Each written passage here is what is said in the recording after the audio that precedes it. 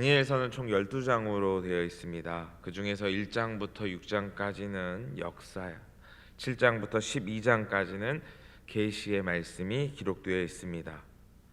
또 특이한 것은 1장은 히브리어, 2장부터 7장까지는 당시에 익히 사용되었던 아람어, 그리고 8장부터 12장까지는 다시 히브리어로 기록되어 있습니다. 이를 통해 2장부터 7장까지의 기록이 깊은 연관성이 있음을 알 수 있습니다. 실제로 2장부터 7장까지는 당시 히브리인들이 주로 사용하였던 교차 대꾸법을 사용했습니다. 2장과 7장은 꿈과 해석, 그리고 3장과 6장은 구원. 이 3장은 어제 살펴봤죠. 풀무불에서 구원하셨고 사자굴에서 구원하십니다. 그리고 4장과 5장은 심판에 대한 내용이 기록되어 있습니다. 오늘 살펴본 말씀은 느부갓네살 왕에 대한 심판에 대한 내용이고, 내일 살펴볼 5장은 벨사살 왕에 대한 심판에 대한 내용입니다. 다시 정리하면 꿈과 해석, 구원, 심판 이렇게 소개하고 있는데, 그런데 여기서 어떤 부분을 강조하고 있을까요? 가운데 심판에 대해서 강조하고 있습니다. 그런데 특이하게 이 심판받는 이가 누구입니까? 왕입니다. 그는 당시 천하를 호령했던 인물입니다. 과거 그는 그의 아버지와 함께 니느웨를 함락시켰고, 또 갈그미스 전투에서 애굽을 무너뜨렸으며, 왕위에 오른 뒤에는 유다의 예루살렘까지 함락시켰습니다. 감히 누가 느부갓네살 왕을 심판할 수 있겠습니까? 그런데 하나님께서는 가능하시다는 것을 보여주는 말씀입니다. 이 말씀을 통해서 오늘 우리 안에 있는 이 느부갓네살과 같은 교만이 무너지기를 소망하고, 또 세상에 존재하는 느부갓네살과 같은 문제에 대한 두려움과 패배감으로부터 벗어날 수 있기를 소망합니다. 4장의 말씀을 보면 왕의 조서 형식으로 되어 있습니다. 앞뒤로는 모든 백성들로 하여금 하나님을 찬양하라고 이야기합니다. 왜 느부갓네살 왕이 하나님을 찬양하라고 했을까요? 그 내용이 4절 이하에 소개되어 있습니다. 하루는 왕이 편히 쉬고 있을 때 꿈을 꿨습니다. 그래서 다시 지혜자들로 하여금 그 꿈을 해석해 보라고 하였으나 아무도 해석하지 못했습니다. 그래서 결국 다니엘에게 그 꿈을 해석해 달라고 청하였습니다. 꿈의 내용은 이러합니다.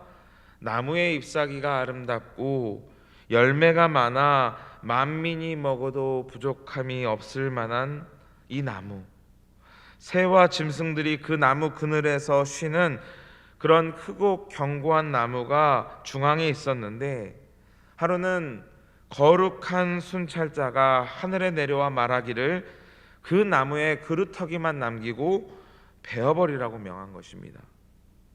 그리고 이어서 이를 새와 노줄로 동이고 들풀 가운데 드는데 짐승의 마음을 받아 7대를 지낼 것이라고 이야기합니다.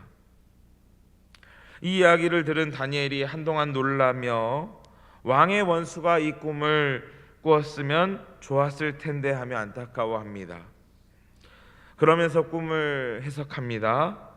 나무는 느부갓네살 왕을 말하는데 그의 강대함과 통치가 하늘에 닿고 땅끝에 이를 것이라고 말합니다.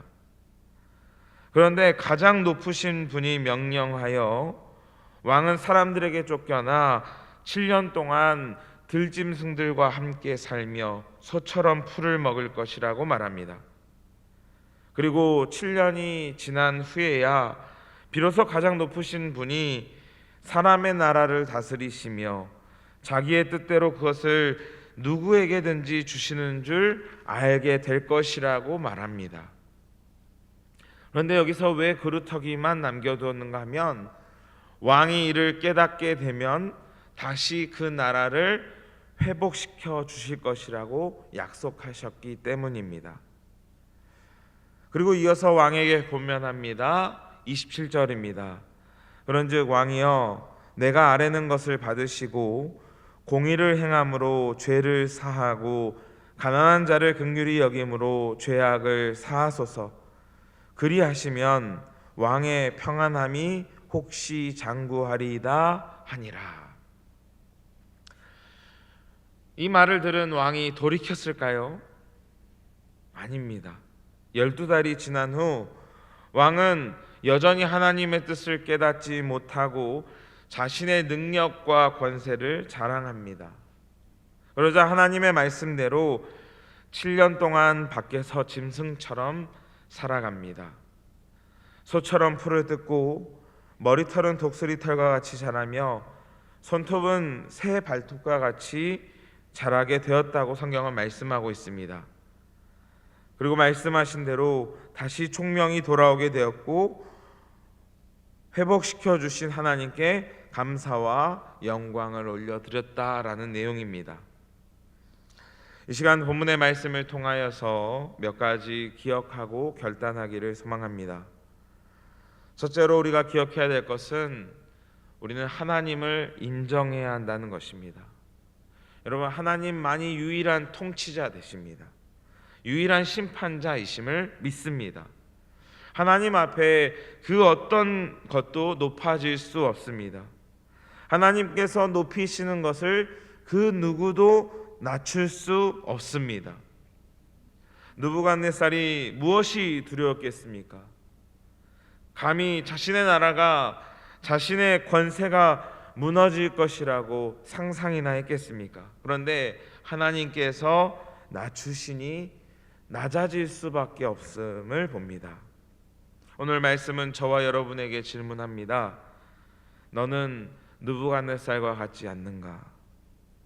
내 마음에는 느부갓네살 같은 마음은 없는가라고 질문합니다. 세상적 부와 명예가 나를 느부갓네살 왕과 같이 만들 수 있습니다. 통장 잔고를 보니 담대해집니다. 사회적 지위와 명예로 인하여 세상 두려울 것이 없습니다. 그래서 하나님도 보이지 않습니다. 혹 이 느부갓네살 왕의 모습이 나의 모습은 아닌지 되돌아보길 원합니다. 이 말 앞에 누구는 이렇게 생각할지 모릅니다. 나는 느부갓네살이라 여길 만큼의 잔고도 없고 세상적 지위도 없으니 다행이다 생각하시는 분도 계실지 모르겠습니다. 그런데 안심할 수 없는 것은 그리스도인들에게도 이런 마음이 있더라는 것입니다. 아주 교묘하게 자리 잡고 있더라는 것입니다. 내가 목사인데, 내가 모태신앙인데, 내가 몇 대째 신앙의 명문 가문인데, 내가 전도를 몇 명 했는데, 내가 교회에서 이러한 업적들을 세웠는데, 이런 생각들이 하나님을 온전히 인정하는 데 있어서 방해가 되더라고요. 물론 칭찬받을 일이지요. 그런데 때로는 그것이 하나님 앞에 나아가는 데 올무가 되기도 합니다. 내 신앙적 경험과 지위가 하나님의 뜻을 거부하고 내 뜻을 관철시킬 때가 있더라고요. 기도보다 앞설 때가 있더라고요. 행동보다 말뿐일 때가 있더라고요. 하나님 외에 내 안에 있는 그 어떤 것도 자랑거리가 될 수 없음을 우리는 말씀을 통해 봅니다. 인정해야 되는 것입니다. 하나님께서 풀어버리시면 한순간 날아가는 겨와 같을 뿐입니다. 하나님께서 느부갓네살 왕을 막으시니 그는 그 안락한 궁전에서 떠나 짐승처럼 살아야 하는 비참한 인생이 되는 것입니다. 그가 자랑했던 왕의 자리에서 내려와야만 했습니다. 그가 누렸던 안락함에서 벗어날 수밖에 없었던 것입니다. 여러분, 한순간입니다.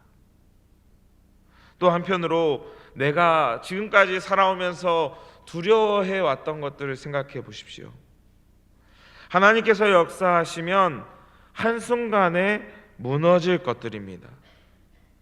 그런데 그 무너질 것들 앞에서 오늘도 나는 벌벌 떨면서 하나님보다 두려워하지 않았는지 우리의 신앙을 점검하길 원합니다. 여러분, 오늘 다니엘의 태도를 보십시오. 그 말을 전하는 상대는 느부갓네살 왕입니다. 다니엘이 아무리 총애를 받는다 하지만 그는 노예 신분입니다. 왕이 아무리 높인다 할지라도 언제든지 마음에 들지 않으면 죽일 수 있는 그런 하찮은 존재입니다. 그러면 누구에게 잘 보여야겠습니까? 당연히 왕에게 잘 보여야겠죠. 그런데 다니엘은 누구한테 잘 보이고 있습니까? 하나님께, 가장 높으신 분께 온전히 자신의 신앙을 드러내는 것을 봅니다. 그래서 담대하게 하나님의 뜻을 전할 수 있었던 것입니다. 여러분, 오직 하나님만이 나의 통치자 되시고 심판자 되심을 믿으시기 바랍니다. 세상의 것들로 두려워하지 않는 우리 모두 되기를 간절히 소망합니다. 여호와 하나님만을 인정하는 우리 되기를 원합니다. 두 번째로 기억해야 할 것은 하나님께서 기회를 주실 때 회개해야 한다는 것입니다. 오늘 본문 말씀에는 느부갓네살 왕이 두 가지의 잘못을 했습니다. 첫째로 꿈을 꿨을 때 세상의 지혜자들을 또 찾아갔다는 거예요. 과거에도 꿈을 해석하는데 지혜자들을 찾았다가 해석하지 못했습니다. 그런데 또 그들을 찾았다는 것입니다. 두 번째 잘못은 다니엘의 권면을 무시했다는 것입니다. 다니엘이 꿈을 해석해 줬습니다. 그리고 뭐라고 말했습니까?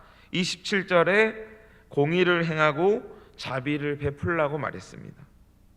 그것이 하나님의 뜻이기 때문에 권면했습니다. 그런데 그 말을 듣지 않았어요. 하나님은 자비의 하나님이셔서 느부갓네살이 돌아오기를 1년 동안 기다리셨습니다. 그런데 돌아오지 않자 하나님의 공의로 그를 7년간 고통 가운데 두십니다. 하나님께서는 느부갓네살 왕에게조차도 기회를 주셨습니다. 만약 그 기회 안에서 회개했다면 그의 삶과 그의 나라는 달라졌을 것입니다. 하나님께서는 오늘 저와 여러분에게 동일하게 말씀하시고 또 기회를 주십니다.